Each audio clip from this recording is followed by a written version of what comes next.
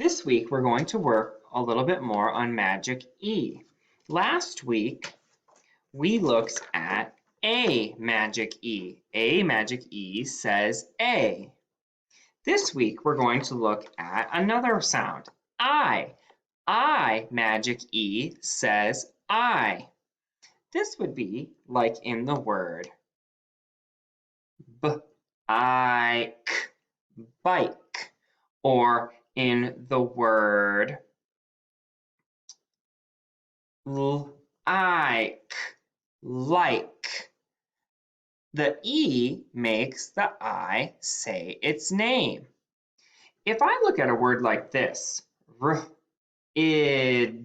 rid, here the I is short. When I add a magic E, it changes the I to long. Now I have the word ride. The other sound we're going to look at this week is O magic E. O magic E says O. This would be, look at this word. Here I have the word rob.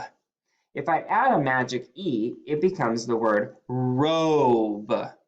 Okay? Here I would have a nonsense word, dove. If I add a magic E, it becomes the word dove. When I go to write my sounds, now I know two ways to make the long I sound. I says I, and I magic E says I. I also know two ways to do long O. O says O.